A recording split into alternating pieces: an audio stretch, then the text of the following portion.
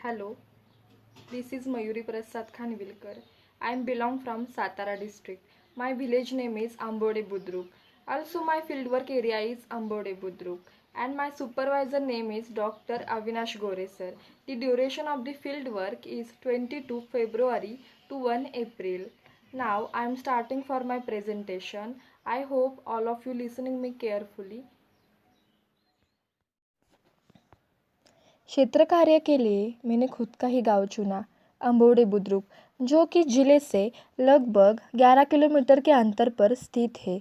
Corona की समस्या को ध्यान में रखते हुए आसपास के परिचित लोगों के लिए काम करने का मैंने सोचा।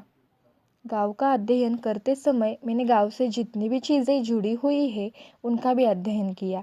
जितने भी अलग अलग धर्म और जाति के लोग रहते हैं उनका निरीक्षण करना, उनसे बातचीत करना गांव परिचित होने के कारण आसान रहा। फील्ड वर्क के कुल मिलाकर 7 असाइनमेंट हो चुके हैं। उनमें से पहला असाइनमेंट यह था कि कोरोना का प्रभाव जनजीवन पर किस प्रकार से हुआ है यह जानना। इसको जानने के लिए ऑफलाइन तथा ऑनलाइन दोनों माध्यम से मैंने जानकारी ली। लोगों के इलाज के लिए नया कोरोना का अस्पताल खुला है, उसके बारे में मुझे इस दौरान पता चला। जो भी रोगी है उनकी समस्याएं, साथ ही साथ लॉकडाउन की वजह से लोगों को जो भी पैसों की दिक्कत आई उसे जान लिया। युवा वर्ग की अलग समस्याएं होती है, बूढ़े लोगों की अलग समस्याएं होती है और बच्चों की भी अलग अलग समस्याएं होती है। इस दौरान मुझे पता चला इन पर जो सकारात्मक और नकारात्मक परिणाम हुआ है उसे मैंने देखा। दूसरे असाइनमेंट में समाज कार्यकर्ता का उद्देश्य ध्यान में रखकर ज्ञान, कौशल्य और दृष्टिकोण किस प्रकार का होना चाहिए इस बारे में सीखने को मिला। एक प्रोफेशनल सोशल वर्कर बनने के लिए यह बहुत आवश्यक है। असाइनमेंट नंबर 3 में लोक समुदाय का अध्ययन करना था। इसमें गांव में कितने लोग रहते हैं, गांव कहाँ स्थित है, समुदाय का इतिहास क्या है, समुदाय की कौन सी खासियत है, लोगों का आपस में कैसा संबंध है, लोग आपस में त्यौहार कैसे मनाते हैं, राजकीय आर्थिक विशेषताएं आदि को समझना था।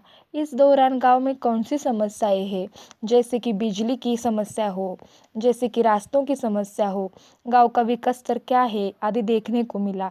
जैसे कि आप देख रहे हैं इस नक्शे में समूह की ज़रूरत को बारीकी से दिखाया गया है।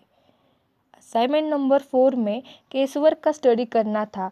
इसके लिए 3 व्यक्तियों को चुना। उनकी जो बेसिक इन्फॉर्मेशन है उसको पहले जान लिया, बाद में अगले स्टेप में उनके परिवार का अध्ययन किया। उसके बाद मूल समस्या, भविष्य में होने वाले परिणाम को ध्यान में रखकर एक प्रॉब्लम ट्री बनाया। इसके लिए मैंने 3 केस का स्टडी किया।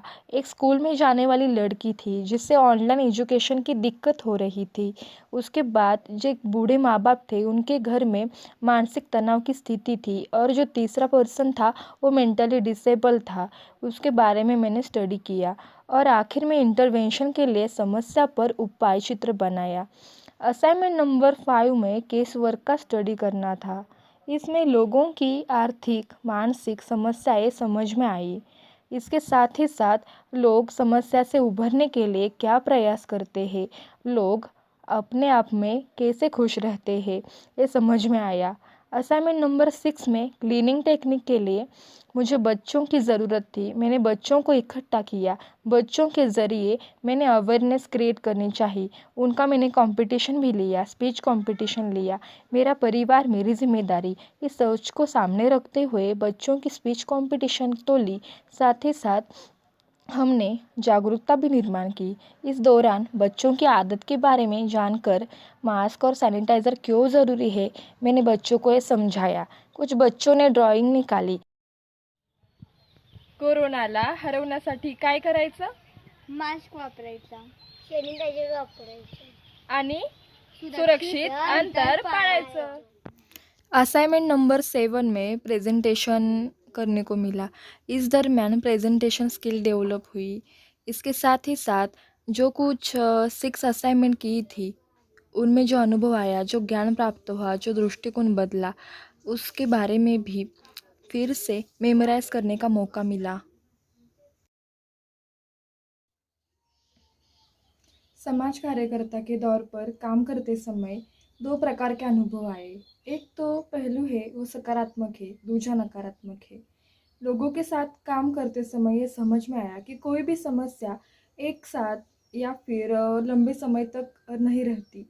इसके लिए लोग उस समस्या से बाहर निकलने के लिए, उस समस्या से उभरने के लिए उपाय अपने आप ही खोज लेते हैं। दूसरा तो नॉलेज का होना बहुत ज़्यादा ज़रूरी है।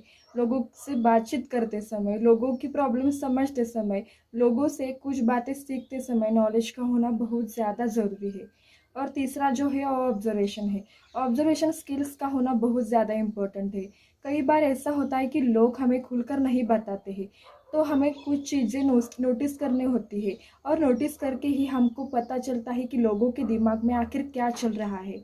इसके अलावा बहुत सारे चैलेंजेस भी आए, जैसे कि कोरोना का पैंडेमिक सिचुएशन है। इस दरमियान कोरोना की स्थिति को ध्यान में रखकर हमें काम करना था, लोगों से बात करनी थी, लोगों के घर में जाना था। सो ये बहुत डिफ़िकल्ट था, लेकिन लोग परिचित होने के कारण ये आसान रहा। और इसके बाद जो डेवलपमेंट का आता है वो है कि कुछ मोटो को, कुछ उद्देश्य को ध्यान में रखकर हमें आगे बढ़ना था। एक समाज कार्यकर्ता की नज़र से हमको प्रॉब्लम लोगों की जाननी थी, लोगों को परखना था। वो मुझे लगता है कि मेरे ख्याल से वो बहुत बड़ी डेवलपमेंट है।